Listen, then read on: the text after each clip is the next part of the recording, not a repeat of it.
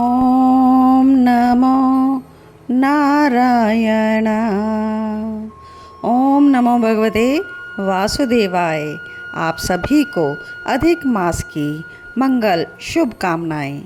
प्रभु जी की भक्ति का पवित्र मास यानी कि अधिक मास आरंभ हो चुका है और अधिक मास 18 जुलाई से 16 अगस्त 2023 तक रहेगा। तो चलिए आज के वीडियो में हम जानते हैं कि अधिक मास क्या होता है और कितने दिनों का है यह अधिक मास, और इस अधिक मास में हमें क्या करना चाहिए और क्या नहीं करना चाहिए। अधिक मास से संबंधित सभी जानकारी आपको इस वीडियो में मिलेगी, तो आप वीडियो को स्किप मत कीजिएगा और स्टार्ट से एंड तक सारा वीडियो ज़रूर देखिएगा और अपने रिश्तेदारों मित्रों में भी यह वीडियो शेयर कीजिएगा। श्री लक्ष्मी नारायण भगवान की जय हो। अधिक मास यानी कि पुरुषोत्तम मास। पुरुषोत्तम मास बनने की एक बड़ी ही रोचक कथा है, तो यह कथा आप सुनिए। 12 महीनों के अलग अलग स्वामी हैं और अधिक मास जो है यह स्वामी विहीन है। इसी कारण इसको अधिक मास या मलमास कहने से बड़ी निंदा होने लगी इसकी। और इस बात से दुखी होकर जो मलमास था अधिक मास श्री हरि विष्णु के पास गया और अपना दुख बताया। भक्त वत्सल श्री उसे लेकर गोलोक पहुँचे। वहाँ श्री कृष्ण विराजमान थे। करुणा सिंधु भगवान श्री कृष्ण ने मलमास की व्यथा जानकर उसे वरदान दे दिया कि अब मैं तुम्हारा स्वामी हूँ। इससे मेरे सभी दिव्य गुण तुम में समाविष्ट हो जाएंगे और मैं पुरुषोत्तम के नाम से विख्यात हूँ और तुम्हें भी मैं अपना यही नाम दे रहा हूँ। आज से तुम मलमास के स्थान पर पुरुषोत्तम मास के नाम से जाने जाओगे। 12 महीनों में तिथियों के अनुसार कुछ समय अधिक हो जाता है, यानी कि एक मास अधिक हो जाता है।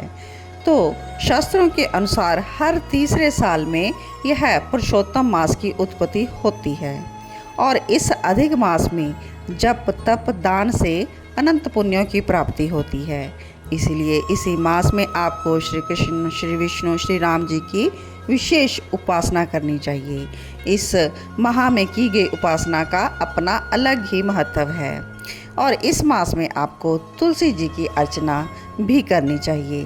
पुरुषोत्तम मास में आपको पुरुषोत्तम महात्म्य की कथा पढ़नी चाहिए, इससे बहुत लाभ प्राप्त होता है। एक बार फिर से क्लियर करते हैं कि सारे तिथिवारों के कोई न कोई स्वामी होते हैं। जैसे सोमवार जी के स्वामी शिव जी, मंगलवार जी के हनुमान जी, शुक्रवार जी के माता रानी, वीरवार जी के विष्णु जी। तो इसी प्रकार हरेक योगकरण नक्षत्र के भी देवता और स्वामी होते हैं। लेकिन जो अधिक मास हो जाता है तिथिवार के अनुसार, जो अधिक समय हो जाता है साल में, उसे अधिक मास कहते हैं और यह प्रत्येक 3 वर्ष के बाद आ जाता है। लेकिन पुरुषोत्तम मास का कोई भी स्वामी ना होने के कारण इसमें सभी मंगल कार्य या शुभ पितृ कार्य वर्जित माने जाते हैं। तो इस मास को भगवान श्री विष्णु ने अपना लिया, भगवान श्री कृष्ण ने अपना नाम इसको दे दिया पुरुषोत्तम मास। तो शास्त्रों में दान धर्म पूजन का महत्व इसी मास में अधिक बताया गया है। यह महाव्रत उपवास दान पूजा यज्ञ हवन ध्यान करने का है, या आप यूं भी कह सकते हैं कि यह मास गोल्डन अपॉर्चुनिटी है आप सभी के लिए। अपने पाप कर्मों को क्षय करके आप कई गुना पुण्य फल प्राप्त कर सकते हैं। पुरुषोत्तम मास जिसमें सूर्य की संक्रांति नहीं होती और यह अधिक मास कहलाता है। और इसी कारण इस मास में जो धार्मिक आयोजन आप करते हैं यह पुण्य फलदायी होने के साथ साथ दूसरे माहों की अपेक्षा करोड़ों अधिक पुण्य आपको देते हैं। पुरुषोत्तम मास में दीपदान, वस्त्र दान, ग्रंथ दान का विशेष महत्व भी है।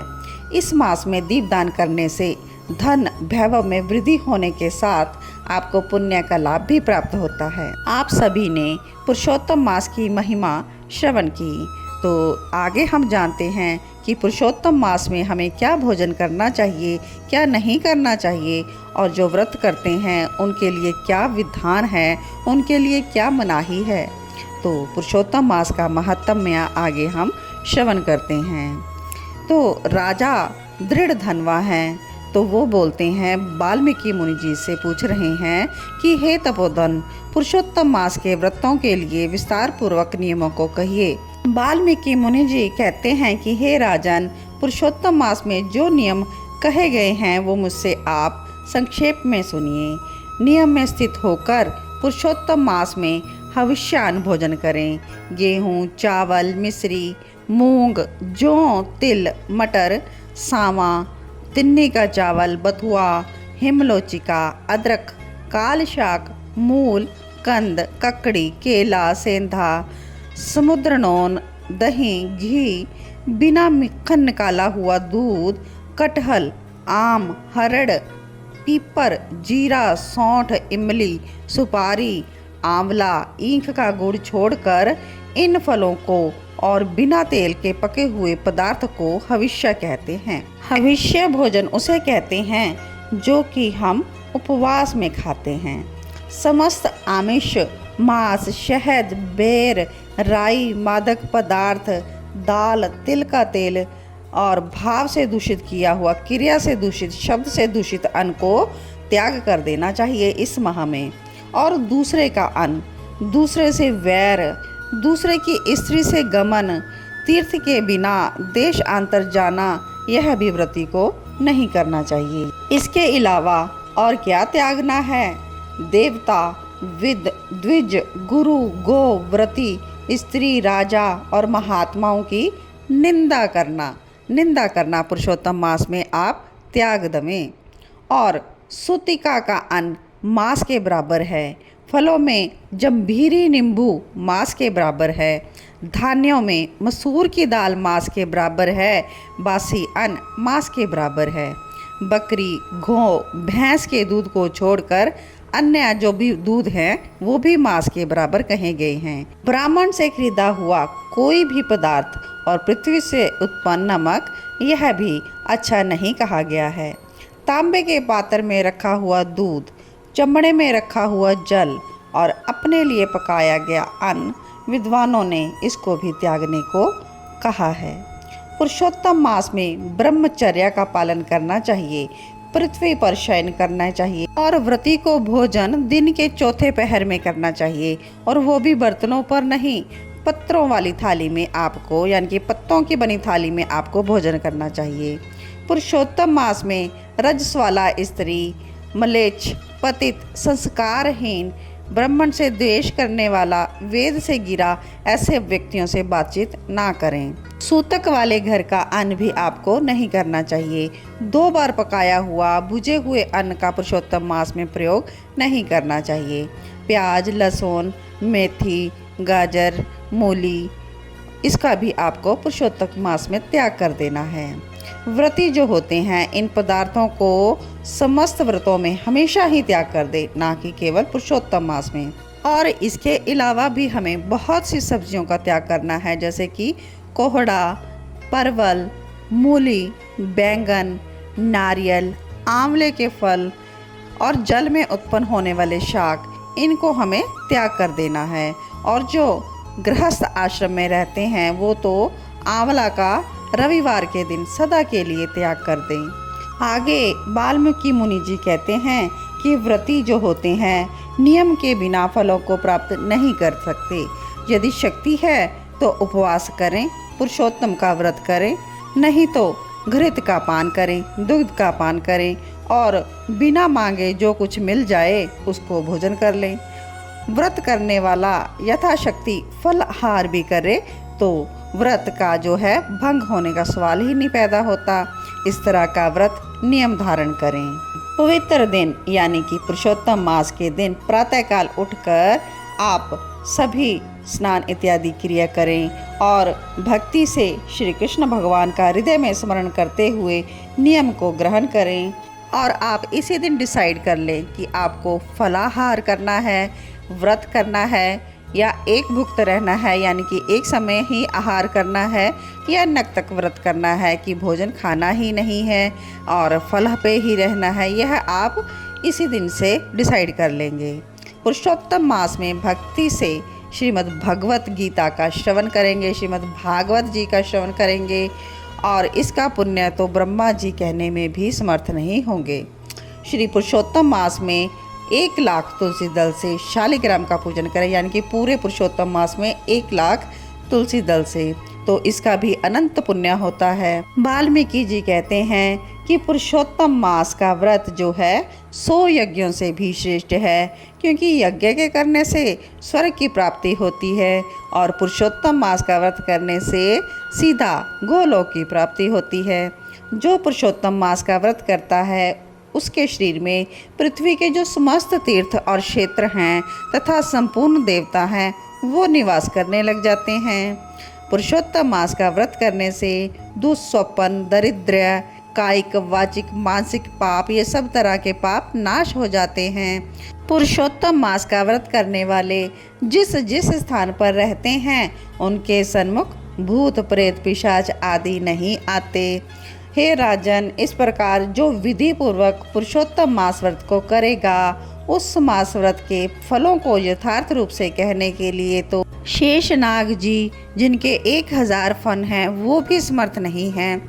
श्री नारायण बोले, जो पुरुषों में श्रेष्ठ पुरुष मन से अत्यंत आदर के साथ इस प्रिय पुरुषोत्तम मास के व्रत को करता है, वह पुरुषों में श्रेष्ठ अत्यंत प्रिय होकर रसिकेश्वर भगवान पुरुषोत्तम के साथ गोलोक में आनंद करता है। तो कहिए, राधा श्याम सुंदर की जय हो, भगवान लक्ष्मी नारायण की जय हो। तो इस प्रकार से आप सभी ने पुरुषोत्तम मास जी की महिमा, महत्व और महात्म्य को श्रवण किया।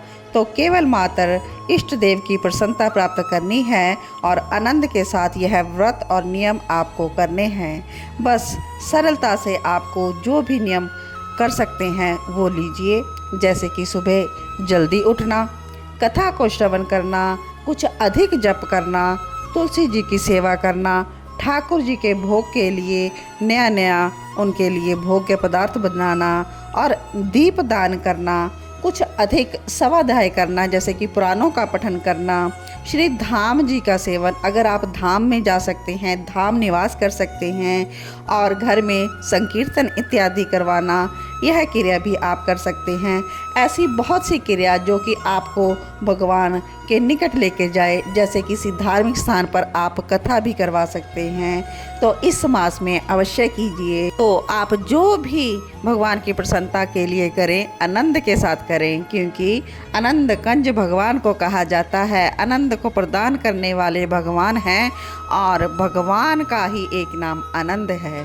तो भूलिए मत, पुरुषोत्तम मास में आप ज़रूर इन नियमों को लीजिए। और एक बार फिर से स्मरण करवा दूं कि पुरुषोत्तम मास 18 जुलाई 2023 से लेकर 16 अगस्त 2023 तक रहेगा। तो इस गोल्डन अपॉर्चुनिटी, गोल्डन समय में आप भगवान श्री हरि की प्रसन्नता के लिए अधिक से अधिक प्रयत्न करें। कमेंट बॉक्स में मुझे कमेंट भी कीजिएगा कि आपने कौन कौन से नियम लिए, और इस वीडियो को आगे ज़्यादा से ज़्यादा शेयर करना ना भूलिएगा। तो इन्हीं शब्दों के साथ आज के वीडियो को विश्राम देती हूँ। ओम नमो भगवते वासुदेवाय। जय श्री कृष्णा, जय श्री राधे।